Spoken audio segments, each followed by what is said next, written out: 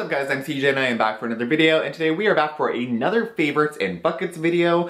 If you are not familiar with what favorites and buckets are, it is my version of doing a favorites video, but I also throw in some products that I dislike. So I don't do a monthly favorites video because I don't necessarily have products I like every month, and I also like doing favorites with some products that I dislike because I think it's both important to know.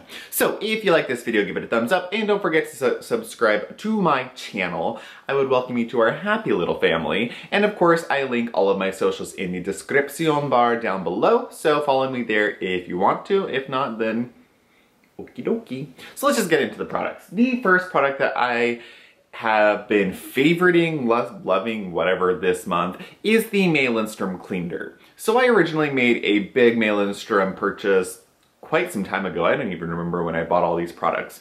But I bought the Honey Mud, the Problem Solver, and the Clean Dirt sort of all in one. It might have been like some kind of bundle at that point in time. And this is the only product that I am still using of Lindstrom's. The Honey Mud I finished in an instant.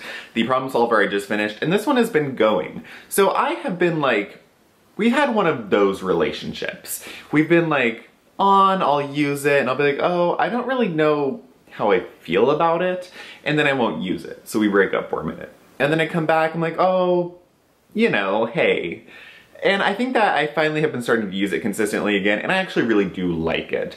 So I use this kind of whenever. I really like to use this in the shower. Her products tend to be a little bit messy. They're very like wholesome, holistic, messy, earthy, grungy, whatever you want to call it. So what I like to do with this is I pour quite a bit. She recommends a teaspoon of the powder into the palm of my hand, mix just enough water to make it sort of like fluffy, moussey consistency. And I like to do it as sort of like a short kind of mud mask. So while I'm in the shower, I'll do 5 minutes, or I'll put it on when I first get in and then wash it off as I'm getting ready to get out. What I enjoy about this is it has water activated vitamin C, so it does give you this brightening effect. It tingles quite a bit when you apply it to your face, so I really like that. It provides a little extra stimulation. My face is a little flushed after using it. When you start to take the product off, it does have some exfoliating particles in it, so as you're washing and massaging it off, you do get a nice level of manual exfoliation, and you get a little bit of purification because it does have clays and muds in it. So this is just a really nice product. You can use it as sort of like a short mask. You can mix it in with the other mud mask products, mix it with other Lindstrom products. It's just a nice kind of all-in-one mask, brightening, exfoliating product. It's quite nice to use, smells great, and it's a really nice experience. I actually really do like this, and I would repurchase it. Not that it's empty, but I would repurchase it. The next thing that I've been surprisingly loving is this Somerville Clarifying Treatment Toner.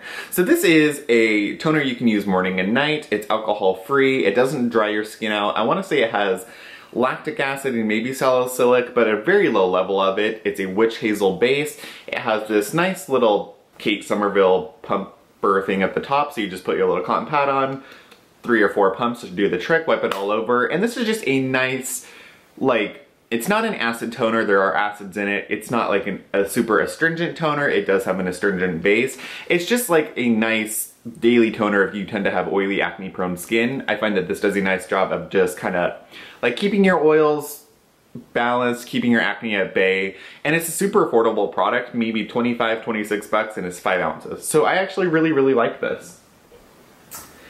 Another product that I have been liking is the Rosebrook Vital Balm Cream. So this is a super nice hybrid product. It sort of has the occlusive, nourishing benefits of a balm with a light, fluffy, moussey texture of a cream. If you remember my Rosebrook product review, this is one of the products that I received from Nucia Natural Beauty. So the product looks something like this. It has this blue, beautiful blue color, moussey consistency, and it smells great. It smells just like the herbs and extracts that he has included in it. You can smell the marshmallow. It's just a really wonderful product. I like to use this when my skin is irritated or really needs an intense boost of like hydration and moisturization. This has that Indian Seneseed in it, which is the botanical form of hyaluronic acid that he's been using in a lot of his hydrating products recently. It has a nice occlusive layer, but it does soak in and has the luxury feel of a cream. So this is just a really nice, it comes in like a 0.75 ounce container, so I don't know if there's a larger one or if this is full size, but it's really quite worth the price. It's a really nice product.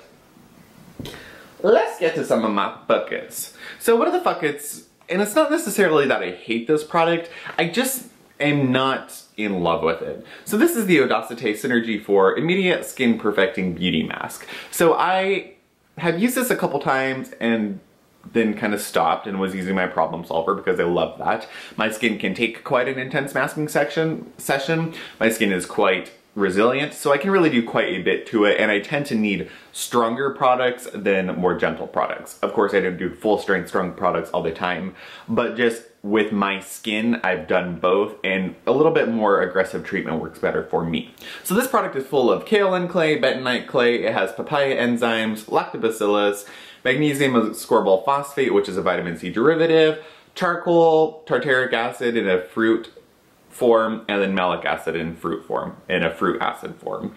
So it sounds great. As you mix it and you use this mask, my problem with it is it dries out incredibly quickly.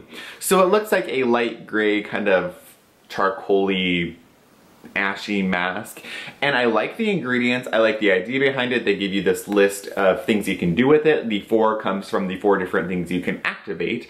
I have to rehydrate this mask essentially every minute or two as I'm using it, and considering how much work it takes to really make this mask like work for you, it doesn't do that much. Upon washing it off, my skin doesn't see that much brighter, my skin doesn't look like it's really been purified. I don't really see any great effect. There's no sort of manual exfoliation, so as you wash it off, you don't get any exfoliation, you don't get any brightening, you don't get any really purifying. So while I like the idea of this mask and while I like the ingredients, it just doesn't do anything for me. So for that reason, I'll probably use through it. I'll probably mix it with some other mud masks and just not repurchase it. Let's go for another fuck it. It is another mask. Actually, these are all masks. These are the Josie Maran whipped mud mask. So I like the idea of this. I got it in a little set off of like Jet or Amazon, something like that. And the idea behind it is it's like a whipped mud type of mask. So it has your argan oil in it, and each mask has a different color, scent, fragrant, property, whatever. Example, this one is the cucumber aloe mask. It's supposed to be more soothing and hydrating. This one's the lavender mask. It's supposed to be soothing and sleepy making. I don't know, put you to bed. My problem with it is these don't do a goddamn thing. I don't get anything from the little properties they have. They're mildly moisturizing because of the inclusion of the argan oil, but they're not purifying. It's more of, I think, just like a fun thing. The mask has a color to it and it has a pretty smell. These are not something that I would recommend getting. You can get them in Sephora, but I would not get them in Sephora. I would just not get them at all. They're not worth the money. They just don't do anything. So let's go through the rest of my favorites and then we'll have one last fuck it because that one's gonna surprise you. So right here I have the Algenist Firming and Lifting Intensive Mask. I really like this. This is supposed to be a algoric acid and propeptide mask. It's supposed to be firming. You're supposed to leave it on for 10 minutes and it's just supposed to lift and tighten and kind of give you a little bit of a facelift in a bottle.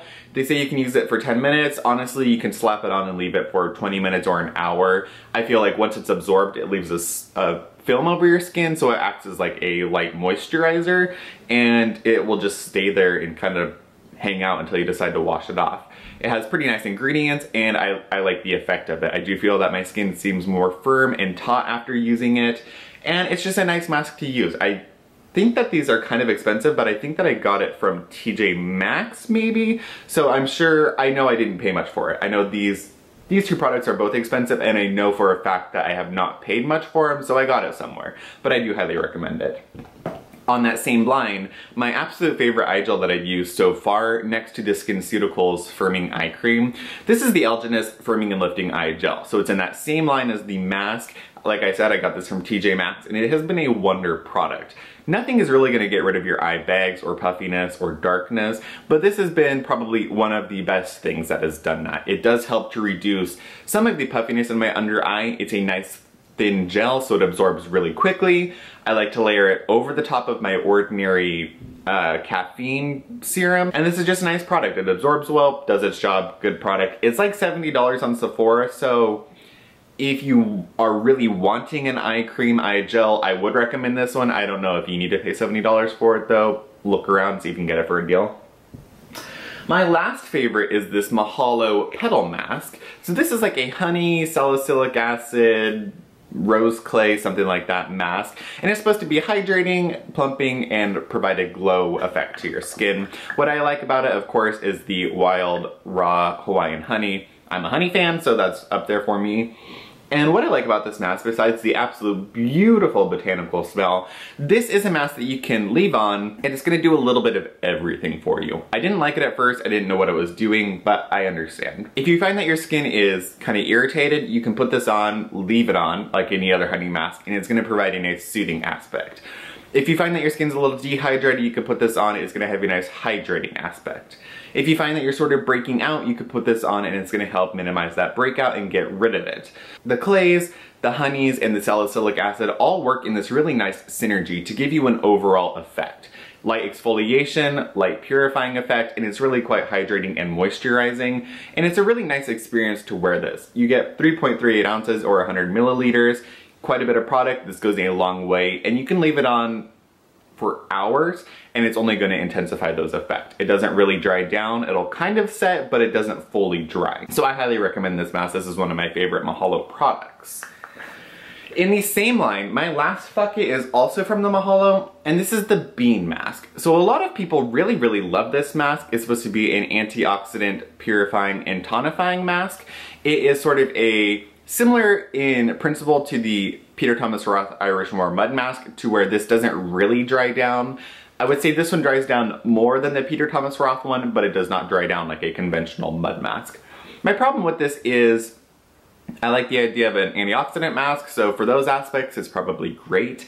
However, in the detoxifying, purifying area, it doesn't really do that for me. So while I do like that I can leave this mask on for quite a long time, I just don't see any effect from it. I know a lot of people love it for the purifying effect. It is quite gentle, but it just doesn't do anything for me. So if I'm gonna wear a mask that's supposed to purify, I truly need it to purify. I want a mask to do its job. I want a product to do its job. So for that reason, I really wouldn't recommend this mask. You can check it out if you're interested in it. It's not gonna hurt anything, but it's just not one of those heavy hitters that I truly like to incorporate, and it's not really gonna do much, honestly. So that's it for this edition of Favorites and Buckets. Let me know if you've used any of these products and what your experience was with it, and what are some of your favorites and buckets for the month. I will see you all in the next video. Bye guys!